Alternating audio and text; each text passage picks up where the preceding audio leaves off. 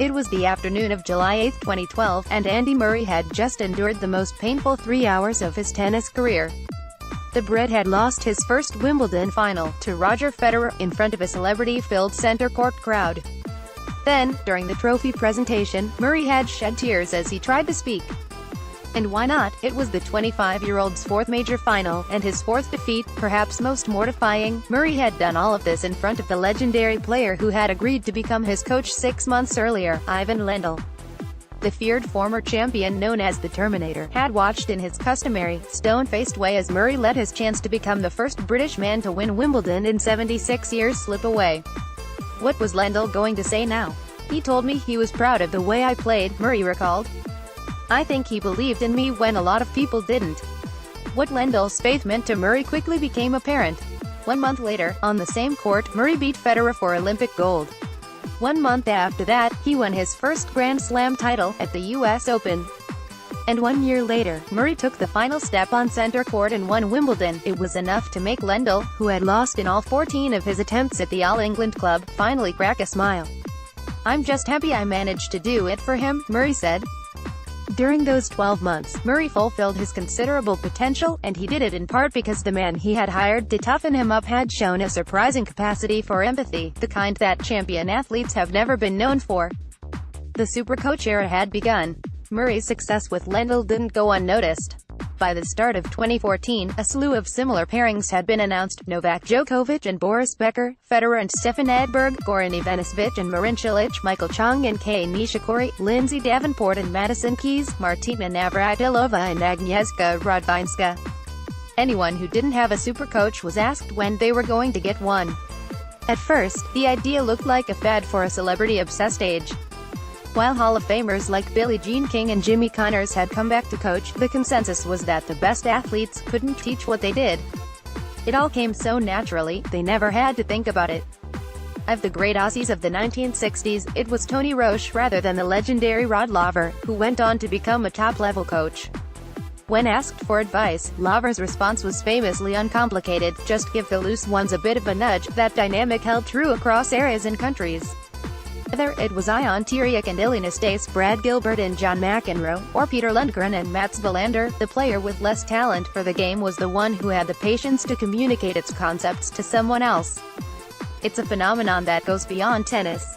In the NBA, it's Steve Kerr, a role player for the Chicago Bulls teams of the 1990s, rather than Michael Jordan, the star of those teams, who coaches the champion Golden State Warriors.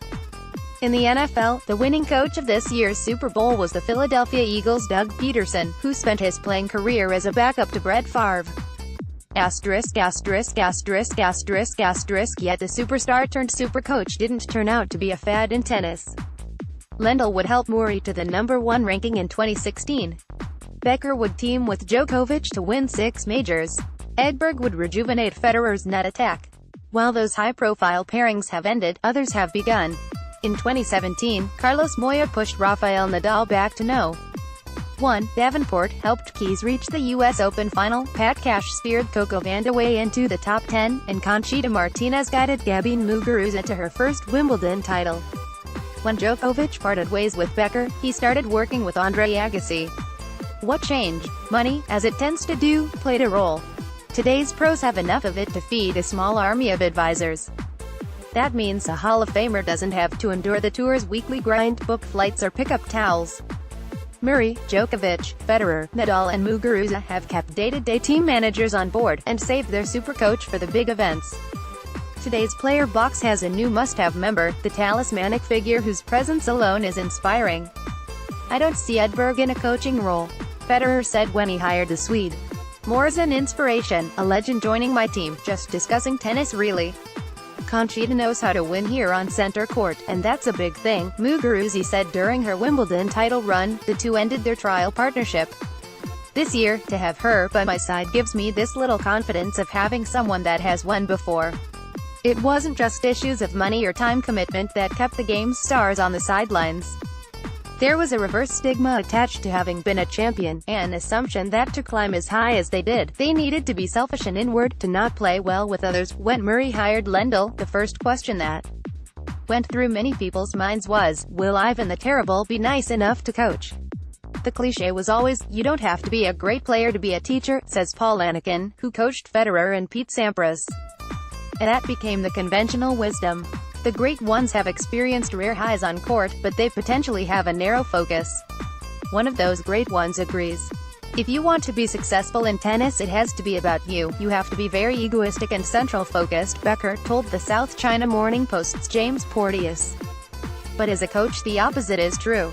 What may help more than anything is that a legend of the past sees something of himself or herself in a legend in the making. Like Murray, Lendl lost his first 4 major finals. Obviously I see the similarities between him and me, and I want his career to end up like mine, Lendl told the Daily Mail when he was hired. For Becker, the bond with Djokovic included a shared sense of defiance.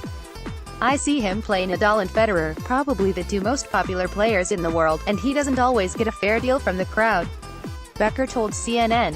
I see some similarities between him and a young Becker. Neither Murray nor Djokovic won right away with Lendl or Becker. But when they saw that their mentors still believed in them after defeats, he told me he was proud of the way I played. As Murray said, their relationships were strengthened. Since then, Lendl and Becker, and the high-profile coaches who have followed them, have shown that they can communicate what they know, and that labeling them natural athletes doesn't do justice to their tennis IQs and banks of knowledge. They're all smart people, Anakin says of the supercoaches, and they all understand the process that goes into getting to know one. It didn't just happen. You look at someone like Goran Ivanisevic, he went through an amazing process to finally win Wimbledon. These legendary players also know from bitter experience that failure is part of that process. I think personally I set more realistic expectations than some other coaches, having been through it myself, Cash says of his work with Van de Wey. Coaches who haven't been through it tend to theorize, and don't understand what it's like to play under immense pressure. If you've been there, done that, it gives your players a sense of confidence, according to Dr. Alexandra Goode, a clinical psychologist who has advised pro tennis players. It's about more than just listening to someone who has been there and done that. She says the supercoach trend mirrors a rise in the use of professional mentoring in the corporate world. In the classical psychological sense, a mentor is someone outside the family that a young person looks up to, she says. Mentors make themselves available to pass on wisdom, and, perhaps most importantly, allow themselves to be slightly diminished as the student, hopefully, passes the teacher. This is a service that I think Lendl and Becker provided Murray and Djokovic. Every supercoach helps their player in a different way. In each case, that help is predicated on the respect he or she commands. Nadal trusted Moy enough to listen when he advised him to mix up his service locations and return positions. Murray appreciated Lendl's honesty. Keys has an abiding faith in Davenport's experience. She was no one in the world, and she's won Grand Slams, Keys told Vogue, so if there's any person who can help me get through, it's her. Coaching in the bigs, Lindsay Davenport on her time with Madison Keys at SW19. Martinez even made a skeptical Muguruza appreciate the power of superstition. I had to do the same every day or otherwise there would be drama in the team, Muguruza said with a laugh. It had to be the same bag, same balls, and I had to be first through the door and she had to be second. Whatever a former champion tells you to do, you do, right? The supercoach trend may eventually fade, but we'll never think of star players the same way again. Natural athletes, it seems, can have brains. And those who can teach, too. Get Tennis Channel Plus at BikePlus.com. This week on Tennis Channel Plus, ATP Houston Outer Courts, 4/9 to 4/13. Catch all the action from the U.S. Men's Clay Court Championship with outer court coverage live on Tennis Channel Plus beginning Monday, April 9th at 4 p.m.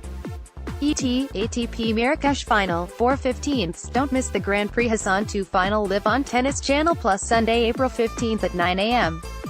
ATP Monte Carlo, 4/15 to 4/22. Watch first to last ball of the Rolex Monte Carlo Masters live on Tennis Channel Plus beginning Sunday, April 15th at 7 a.m.